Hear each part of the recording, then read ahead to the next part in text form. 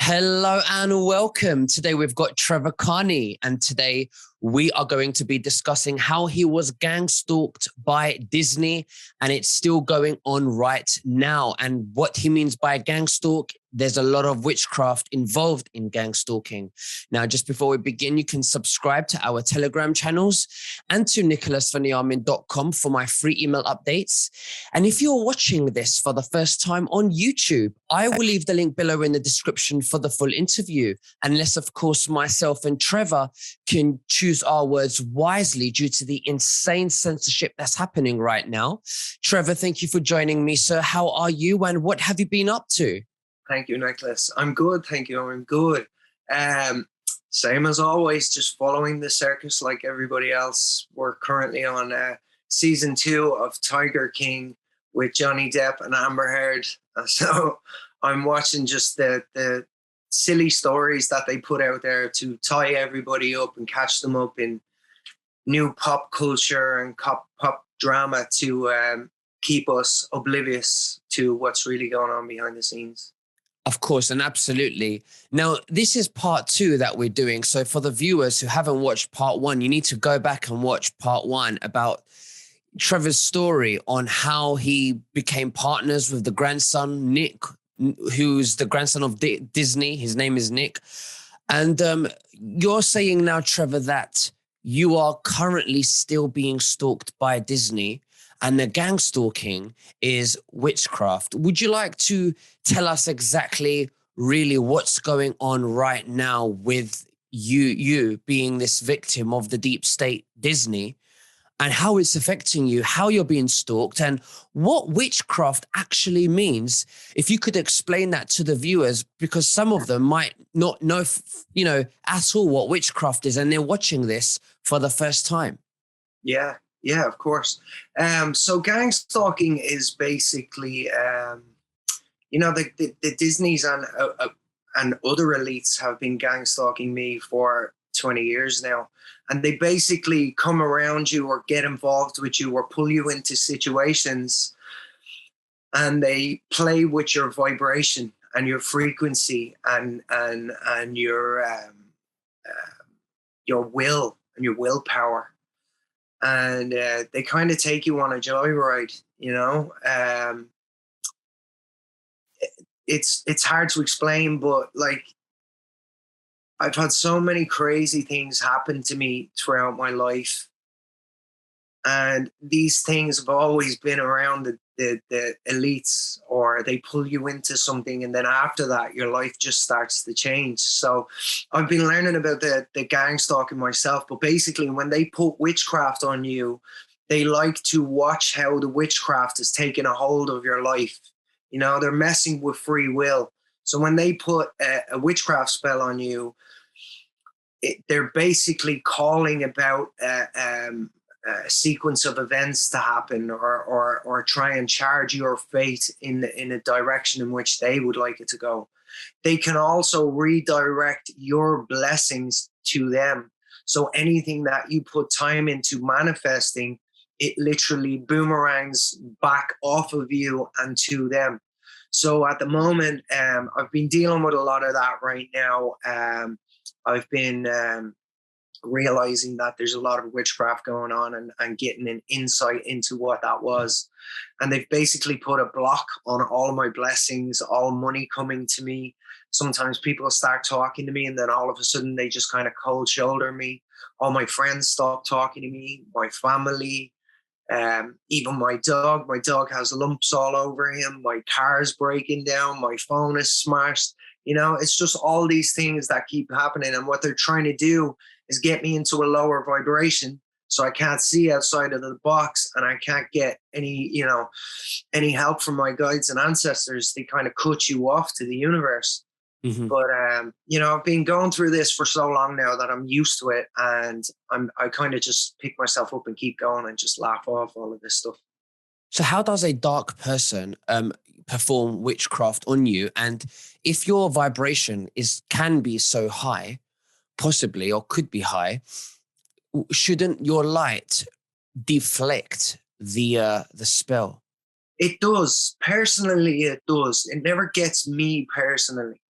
but it gets people around me. It would get things that belong to me, you know, but it actually doesn't get me. It never captures my heart. You know, it might frustrate me if my car's breaking down or my dog is sick and all these other things, or I can't get any money to eat. You know, that is one way of bringing down your vibe. But they also play out these crazy scenarios and things. One of the stories I wanted to touch on tonight was in 2010, Nick invited me very last minute to the premiere, the Hollywood premiere for Tron Legacy, the movie. It was playing in Hollywood in the Kodak Theater, which just so happens to be the Annunnaki's main theater in Hollywood, and it has all of their symbolism outside. But yeah, he came, picked me up from my house that night with two of his guys, and we drove over there. We had a few beers beforehand, and then we went in, and he introduced me to all of his family. And it was a strange event, you know, because at 1 o'clock that day, let's say, I didn't even know I was going to this, you know, Hollywood premiere event.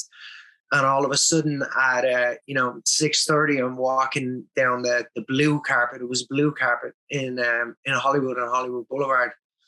And Nick was introducing me to his family members, and he has quite a big family, and all of the family shows out for these premieres. So I got introduced to one of his uncles, Patrick Disney Miller, very big man, huge man. And we hit it off. We were talking. He seemed really cool. And then we went inside, and I noticed that all of the family members had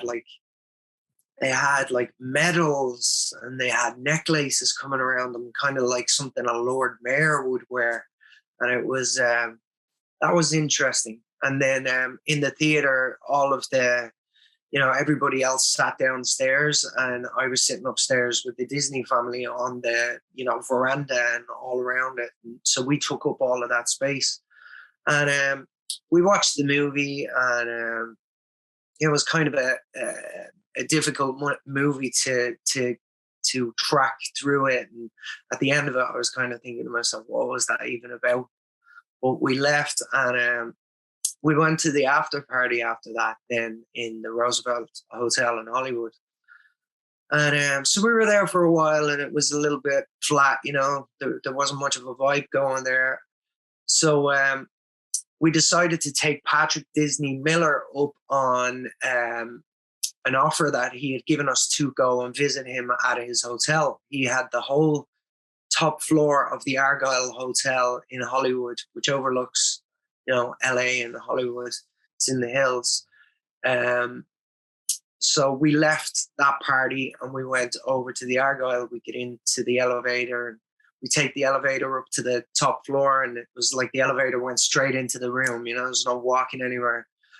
And when we got there, Patrick was with a younger girl, and she had pale skin, she was pale in complexion. Her hair was a little bit unkempt, and she was wearing something really skimpy. And, she looked young, like younger than 18, maybe even younger than 16. It's hard to tell because she was kind of low on weight. Her skin was kind of pale, and her hair was a little bit unkempt as far as I was concerned. And even what she was wearing, it didn't look very modern or, even sexy to me. But it was revealing. But that kind of shook me when I saw that. Would you ask, is this your girlfriend or is this your niece? No. Would you? No, I played along, I wasn't cool with it. And I think they noticed that, I wasn't feeling comfortable in this room, that I could feel something was out of place, which she did seem happy to be there. She was, she was very chatty, and, but I felt uncomfortable. And I think Nick felt that. And we kind of got out of there after about 20, 30 minutes. And, as soon as we got into the elevator, I didn't say a word. And then we got downstairs, and then Nick kind of just said to me, he said, she was a little bit young, wasn't she? And I said, do you think? And forget what we did after that. I think we went to a bar or whatever. But I remember after that, when I went home, I went home to my girlfriend at the time, and I told her what had happened and what I had seen. And I was just sitting down the end of the bed, and I was like, "What the fuck was that?" Like, you know, and why would you? She was definitely younger than 18, 100%. So, Sorry. no, sorry, I cut you. Yeah, she was younger than 18, you know, and I sat with that for a long time, and I was talking to my partner about it, and I was like, I didn't know what to do. It was another one of these situations like the Getty Center and Lookout Mountain. And when they brought me to Lookout Mountain, and they just so happened to show me a human holding cell for people in their house. And, you know, when I'm looking at all of these coincidental incidences that have been around, you know, they kind of stop looking like coincidences, and then they start looking like something else, like revelation of the method. Or, you know, if you had that stuff in your house, or you had something that would be frowned upon by the public, then why would you just let somebody see that? You know, so that in itself is witchcraft. Knowing that they're showing me something that's gonna, they know, you know, these people are on adrenochrome. These people drink blood. These people are, you know, dark shamans. They know about people. They know people. They know psychology very well, you know. So they would have known, and they would have felt my vibe straight away, and known that this wasn't sitting well with me. But after situations like that, somebody is left dealing with, should I do something about this? Should I have done something about this when it happened? What's going on from here? I wonder where that girl is now. I wonder, does he do this with anybody else? So it really shook me. And a few days after that, Patrick Disney Miller called me, and he was asking me how I was, and maybe it was to feel me out, to see how, you know, see how I was going to react over that. And he told me he had a warehouse storage unit in San Dimas, which is just outside LA, and he said it was full of cars, and that I should go over there sometime and look at his car collection, and he had a few cars that maybe he'd want to do something with. But the conversation kind of fizzled out. We texted back and forward a few times, and I didn't really feel the need or the want to go be around him again. Because I felt like I was maybe being led into something. You know, when you're in these situations, there's so much going on and going through your head at the time that you don't really know which direction to take it. Do you take an exit while you can, or do you follow it and follow the white rabbit and see where it's going to lead? You know, so I've had a lot of these different interactions with people all over the world, different elites. But what I am finding is that all of these different elites that I know who have targeted me with the gang stalking are all connected to each other, and they all know each other for sure. So when you said you was at this party and there was a young girl there, which you say she was probably under 18, maybe even 16. Yeah. Did you recall that? Did you say that you had a conversation with her? Yeah. I spoke to her. I should probably clear up. With this, when we went back to his hotel, it was only us.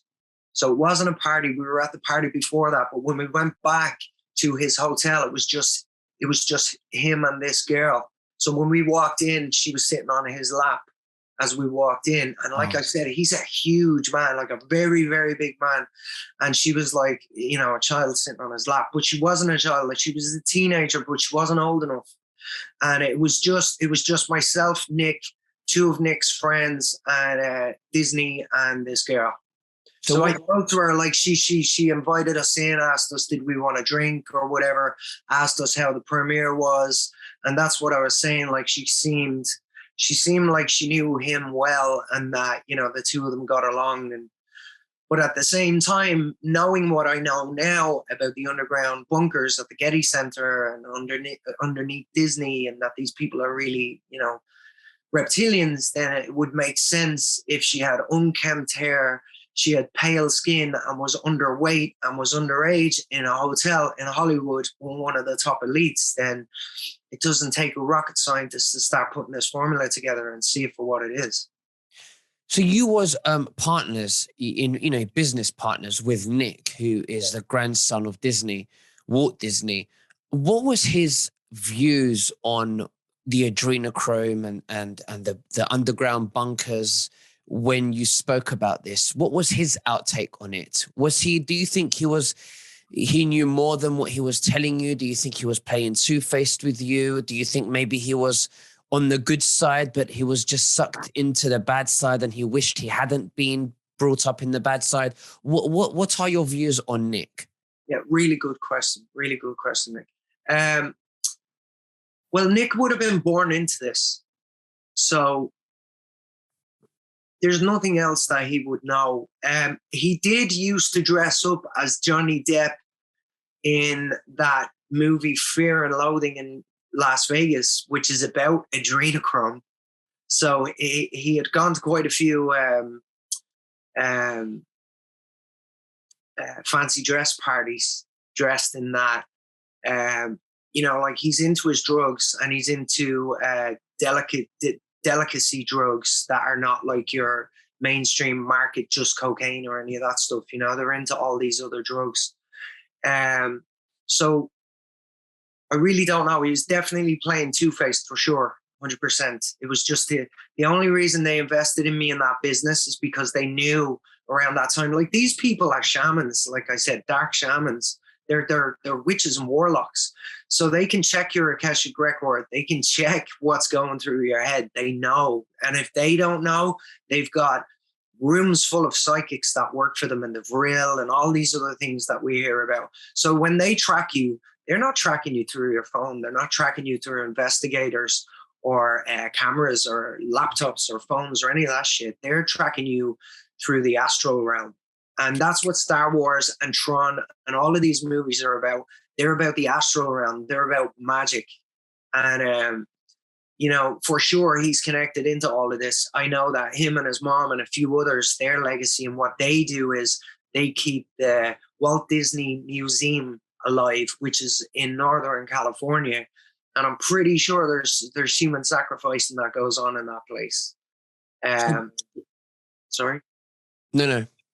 Please. There's a lot of this stuff going on. It's going on way more than people realize. It's going on in people's towns, people's villages. It starts from the top with the elites. It goes from the elites to the banks and the media and the corporations and the government. All of those people are controlled by the people who run the propaganda and the people who run the commodities and the resources, who are at the top of the food chain, like the Gettys and the Disneys. So all of these other names and all these conspiracies and all this other bullshit, it's all background noise. It's all extra noise that nobody needs to focus on. Once you know the root cause of our problem is that we have people drinking human blood. And when they do that, they get an insatiable taste for blood, and there's no going back. They also sell their soul. Then they're getting into dark witchcraft. They've got a brotherhood going. The Illuminati, the Freemasons, which are the gophers for the Illuminati. And once they get the taste for the blood, there's no going back. They need that blood. So they end up slaves themselves to the Illuminati, who keeps track on all of the people to, keep track of, who's getting blood where. So they can keep everybody a slave, from the people who are being murdered and consumed to the people who are doing it. So knowing all of this, especially with Nick, how comes it didn't stop you going into partnership with him? I didn't know in the beginning about any of this stuff. I did see the stuff with Patrick Disney Miller. And it was like, what I've done for the last 15 years since all of this is like been, since I've been really gathering my thoughts on all of this, I've just sat around trying to make excuses for them and try and tell myself that I'm imagining this, that this is not real, and that I only have bits and pieces of information, which I did. But now, as everything is coming out, everything that I've been saying, and I've been saying this to people behind the scenes for 15 years, everything that I've been saying about them is real. It's real. I should have trusted my intuition. But back in the day, I was trying to do stuff about all of this stuff, and nobody was listening. And when I went into partners with Disney, I didn't know this kind of stuff at that stage. I'd seen that girl. He'd also had his ex-girlfriend had been murdered and stuff like that. And, you know, they're red flags, but they're not a book of, you know, interactions that, you know, could lead me to the door of vampirism. But since I became his business partner and since I started to, you know, become more involved with him, I started to realize all this stuff. And then in 2016, I just dropped everything and I backed out and I never spoke to him again. Let's talk more about the Getty. Right. So the Getty family, I had a story I wanted to tell about the Getty family. So if anybody has not watched part one, you can go back and watch part one of my interview with Nick, and you will get more information on my connection to the Gettys and how I ended up there. Also, I've done talks with Steven D Kelley and Lucas Mack on YouTube, and you can find those interviews there as well. I've done 3 with Lucas Mack, and I've done 2 with Steven Kelley, so I don't have to keep telling the same stories again. So there's another thing that happened with Mrs. Getty. Eileen Getty hit me up one day, and she said that she just got out of Passages rehab facility in Malibu, and that she was going to donate an RV, recreational vehicle, a motorhome, to Passages, for Passages to go out on the street and help homeless people. So they would pull up to Skid Row or Venice Beach or somewhere where there's a lot of homeless people, MacArthur Park, all in Los Angeles. And they would bring doctors there, and that these doctors and nurses would speak to the people and try and get them into rehab, into treatment. So I said, okay. So she said, I'm going to leave you to deal with this with the main man from Passages, the guy who runs it. And I said, okay. And she just said, don't let him go crazy with the budget. She said, you watch the budget and you get me a good deal and get him something nice, but don't let him rip me off. So I said, okay. So I met him at Galpin Ford in Los Angeles. It's the biggest Ford dealership, I think, in Los Angeles. So there was a big array there was a big option list of RVs that we could find there. So I brought him in, and you know, he went for the biggest and the most expensive one straight away. And I said, well, I was kind of told to keep around this range and blah, blah, blah. So I started looking at one of them, and this guy was one of the most obnoxious fat pigs I had ever met in my life. He didn't seem to get. So I was talking about setting this thing up so it was comfortable, and you know, it was set up nice. So when people got in, it was, you know, it wasn't so sterile like a hospital. It was a bit more warm, you know. And he didn't care about any of that. He said these people are pieces of shit. He said these people are the Walking Dead. He said they don't have a life. He said they're lucky that we're even showing up there to help them and this kind of stuff. So myself and himself didn't hit it off, to say the least. And I ended up calling her to tell her that, you know, this guy's an absolute arsehole. I don't really particularly want to deal with him.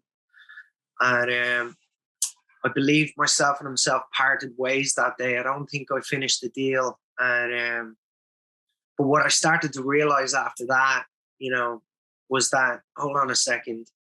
You know, first time I went to the Getty's house, there was an ambulance there that they were using. And what were they using the ambulance for? And now all of a sudden they want an RV to go to homeless shelters and pick up homeless people. And these homeless people won't have anybody looking for them if they go missing. It was quite obvious to me, you know, that something nefarious was going on. But back then I didn't know about blood. I didn't know about that. I didn't realize that until 2020 with everybody else when it started coming out, and the pedophilia. So it's stuff that's been, these stories are things that I've gathered along the way, and there's a lot more of these stories. But there's stories that I've gathered along the way where I knew something was wrong, could feel something was wrong, but couldn't prove it, and also didn't know what it was. That was the thing that I didn't know. But it's vampirism.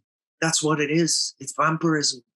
You know, they put off, they do these false flag events like that Ariana Grande concert in Manchester in the UK, where they, you know, supposedly a bomb went off, and then all of a sudden they were asking people to go to blood shelters and donate blood because there was victims who had lost blood. But much as you're in the UK, I was in the UK at the time, we ended up hearing that there wasn't even much damage done. But, you know, of course there was no damage done. It was a drive to get blood. And there's a lot of this stuff going on. They create massive false flag events. Some of them are real and some of them are not. And some of them are, they start them off as a false flag and then the public get involved. And then all of a sudden you've got a real issue going on. But these are all started by Freemasons. And the kings of the Freemasons are the Gettys and the Disneys and these other top elite families. Trevor, let me ask you this. We all know, the viewers, and I'm just going to repeat the process that for those who are watching for the first time, adrenochrome is a drug that the elites use. Adrenochrome is extracted from the blood, which the blood produces only. It produces adrenochrome in the blood only when the person is being tortured. And if it's a young girl or a young child, the higher the fear when they're being tortured, the more potent the adrenochrome, the more rich it is. And they get high off this, and it's very expensive, and as we know. However, when we're speaking about donating blood, how are they benefiting from that if they're just receiving the blood without the person being tortured? What are they doing with the blood? They're two different things. Like I don't know about any of this stuff. I've never even seen any of this. I've never seen any blood around. I've never seen any adrenochrome around. But from what I hear is that, you know, the blood will give them the extra sensory abilities and they need the blood to drink. With the adrenochrome is another level. I think they're just two different levels of the same kind of a drug. I'm really not sure. I'm not sure, mate. I'm not sure. But I have been around these people and I kind of see how they are. And it's kind of like they're on cocaine, but like a psychedelic kind of a cocaine. I don't know if you've ever done DMT or ayahuasca, but when you do DMT and ayahuasca, it opens up your pineal gland and you can see with your third eye. And I think they have an infusion of that. And the reason they attack our food and attack us by dropping chemtrails, and even our clothing's attacking us right now with chemicals in our clothing going into our pores. They do that to dumb us down. So they're on a stronger consciousness. So they always have the upper hand. They're always thinking faster, thinking stronger, thinking further, you know? Is that why they tell the youngsters today, YOLO, you only live once, so that they don't have to worry about the important things in life, and just to make them feel that, you know, don't care, just get on with it, do what makes you happy, you only live once, basically. What do you think? Because YOLO, you only live once, is such a mainstream thing. I mean, I would assume lots of money has been thrown or funded to that. What do you think? Well, words cast spells, right?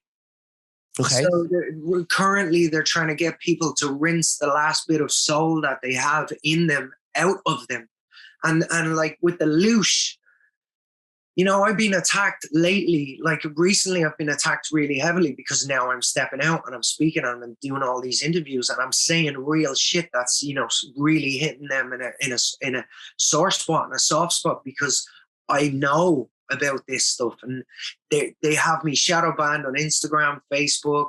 They've blackballed me with people I have been in business with for years. You know, they're shooting witchcraft at me and my family to break us apart, keep people away from each other. But they're not just doing this to me, they're doing it to the world right now. But I'm getting the special treatment. But you know, how deep is the ocean on this stuff? They're also using, you know, there's another elite from Iceland that I've spoken about, who's part of this. And he told me one night that he had eaten human flesh. And I was like, okay. And I was like, and where did you get the human flesh, Fred? And he said, at the Cannibal Club in Los Angeles. Now, this was a few years ago. We were like drunk in a taxi when he said this to me. And I was like, so where did they get the meat from then? Like the restaurant got the meat from somewhere. Where did the fucking meat come from? And he was looking at his phone and he just goes, I don't know. I said, what do you mean you don't know? And then it was kind of, I think somebody interjected then and we kind of veered off it.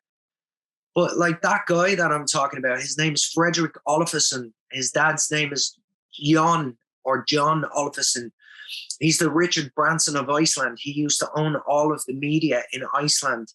He also owns Icelandic glacial water. He owns a vodka company called Helix Vodka, and Helix is our DNA strand. He also owns a music festival called Secret Solstice. The solstice is when the winter and the summer solstice is when, you know, magic is heightened and when these sacrifices happen. And these people are all connected to the Getty family. They're connected to all these Hollywood elites. I was speaking to Fred one day, who's a friend of mine. You can hear about this on the other interviews that I've directed you guys to, because it's a long story. I've gone into it deeper in that. But one night I was with him on the couch, and two of us were watching TV, and I had heard a rumor that Fred was into child porn.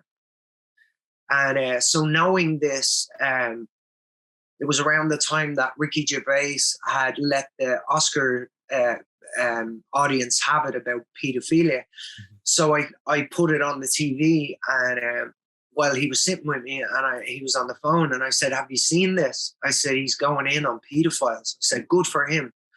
And he just looked up at it and he said, yeah, I've seen it. And I said, what do you think of all of this? You know, I was priming him. And he looked up at it and he said, I know, I was there. I said, you were where? He said, I was at the Oscars. I was there when he did this. I said, hold on a second. I said, you've been back here for a week. I was in Iceland at the time. I said, you've been back in Iceland for a week from America, and you didn't tell me in the whole week that we've spent together that you were at the Oscars. And he just said, it's just another event, isn't it? So I was like, why would you not tell anybody about that? Also, one of his friends is telling me that they are the Anunnaki. So Fred is up there, way up there with these elites, but I'm sure he's one of their bitches. I don't know. But I'm pretty sure that the Getty family sent him to keep me busy. So I did not speak out publicly about them. But while I was doing that, I was finding out stuff about him and his family. And they're definitely attached to the Illuminati because they sold their media empire to the Illuminati in the 90s or the early 2000s. So the media is all been bought up by these Talmud Jews and these blood drinkers. And, you know, Fred and his family have been very comfortable since then, and they've been rubbing shoulders with the elites of all the world since then. But they've told me that they are the Anunnaki and that they can speak to each other psychically and telepathically. They're into witchcraft. They're into dark shamanism. They do black magic basically, and that's what's gotten them to where they are. Is they do black magic and Hegelian dialect, where they get people working for them or involved with them, and then they start beating them down spiritually, trying to make them think that they're, more than them.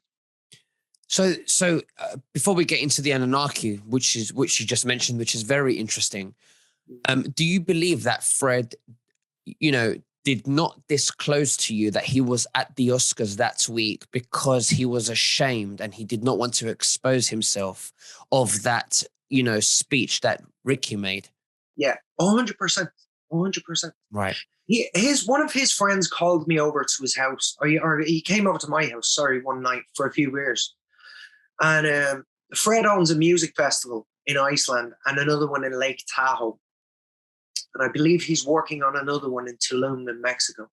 But I haven't spoken to him now in like a year because I actually confronted him about all this. But anyway, his friend came over to my house and he said, I need to talk to you about something. And I've wanted to talk to you about this for a while. And he said, do you remember when we were in LA and we had a music festival going and there was a big fallout in our friend circle? And I said, yes. I said, but I wasn't involved in it. I didn't know what was going on. I was like, tell me what happened. And he said, well, somebody went on Fred's laptop and they found a ton of child porn on his laptop. So when he said that to me, I know the two of us had been drinking and stuff, you know, and so I was thinking about, I was looking at him, I was like, whoa.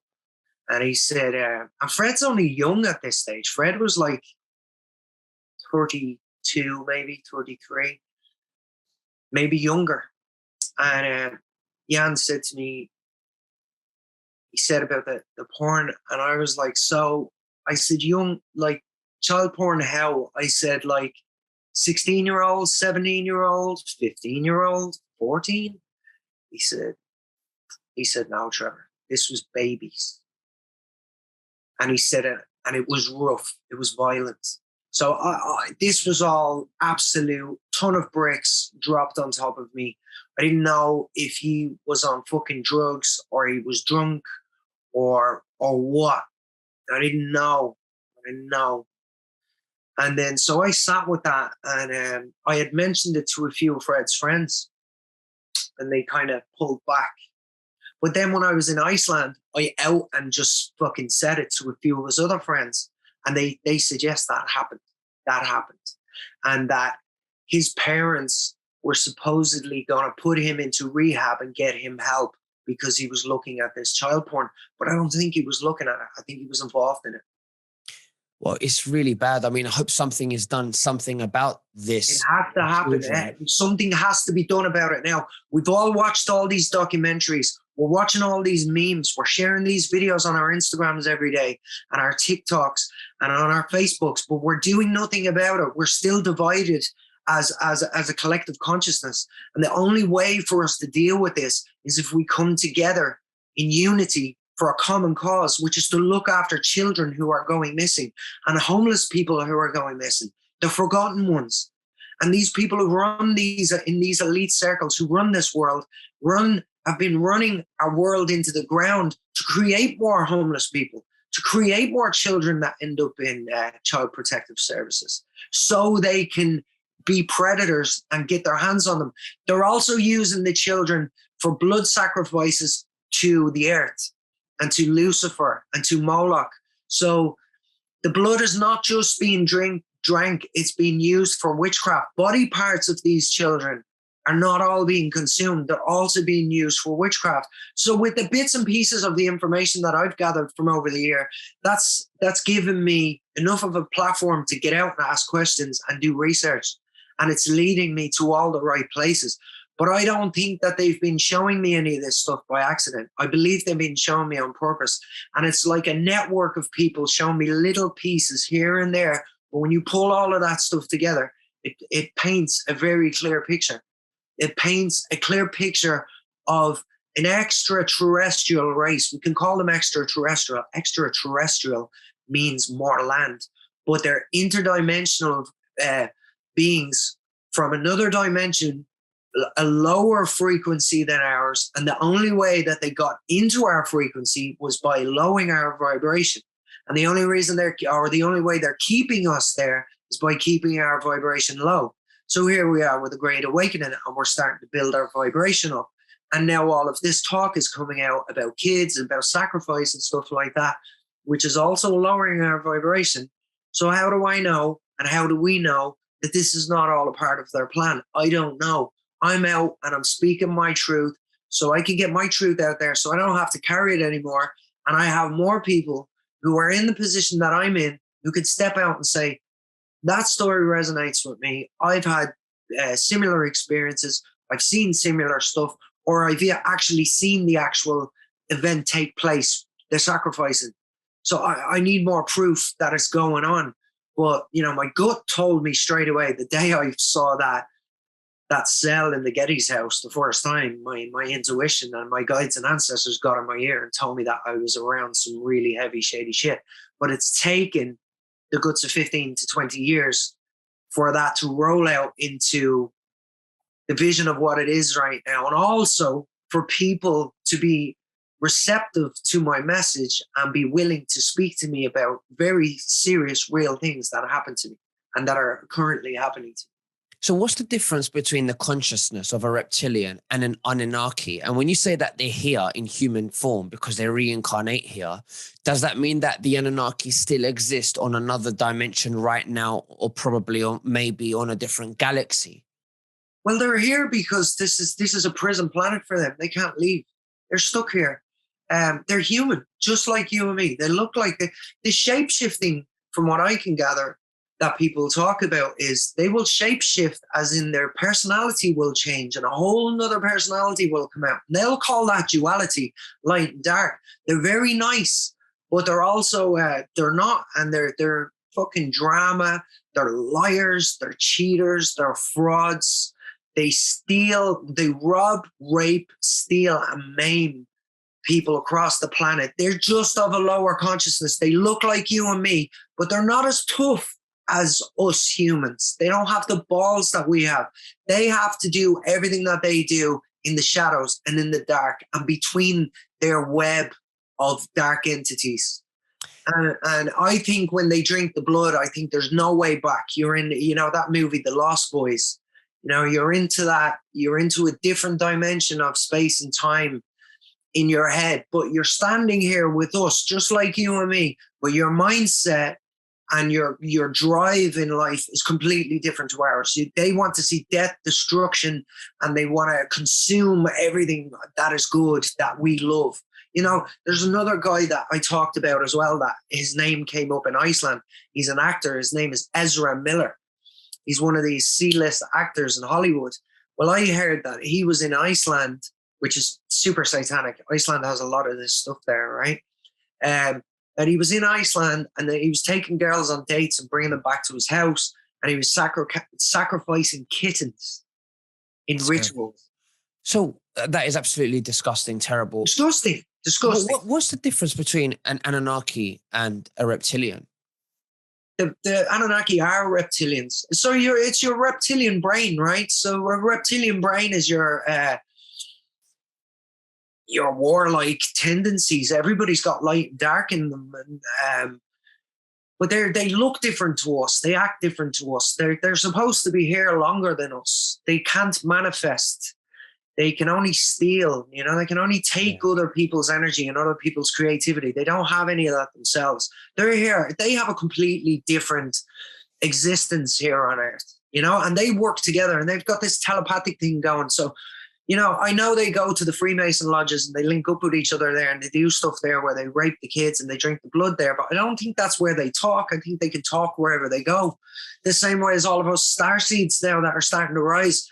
I'm speaking to psychic starseeds every day that are just, pulling the words out of my head, and vice versa. We're able to speak to each other on a different way. But the only reason these people have been able to do what they're doing is because they've brought the vibe so low on planet Earth and driven a wedge, W-E-J, Jew, wedge between us, where we don't interact with each other anymore. We're not even talking to our family members anymore. We're not talking to our cousins. We're not talking to our neighbors we grew up with anymore.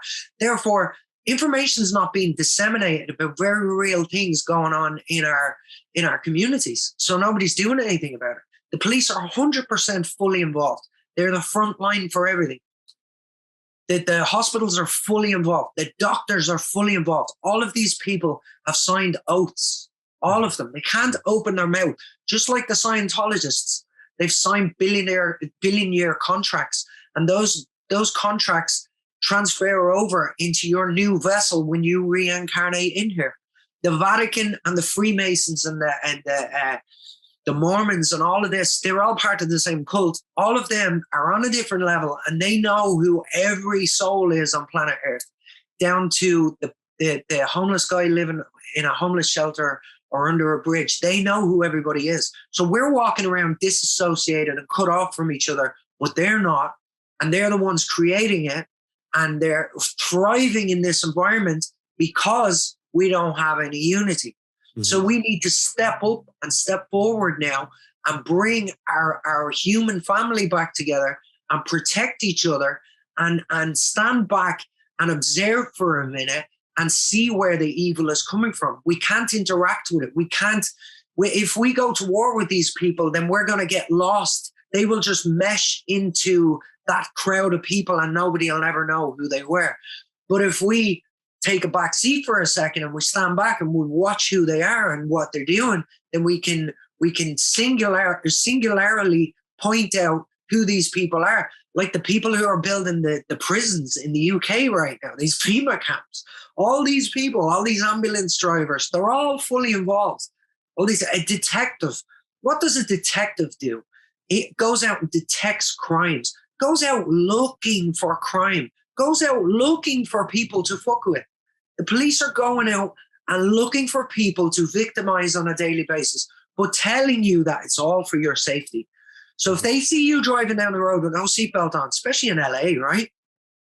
If you get pulled over in LA, there's a chance that you could get shot and killed on the spot. And that applies to everybody, because these cops are out of control across the board, across the world, any country, take your pick. They're out of control. And I can see the demons in people now because I've been around them for so long. You kind of get to know when they switch. And it's when the switch comes that you're like, there's something different there. And what it is it's like this friendly face that they're showing to you kind of pulls back. And then all of a sudden another face comes forward. And that's the demonic part of them. And when that kicks in, they don't give a fuck about anybody anymore. They don't care about anybody anymore. They're working for the demon, or the demon's working through them. And then they're off to the races with that stuff. But it's going to take all of us to come back together for us to surround them and subdue them and put them somewhere where they cannot do this to us anymore. We need to bind them with magic.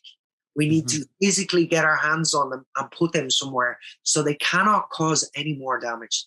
You know, my heart goes out to some of these people who were born into this, because they could have been something different if they weren't initiated into this at an earlier date.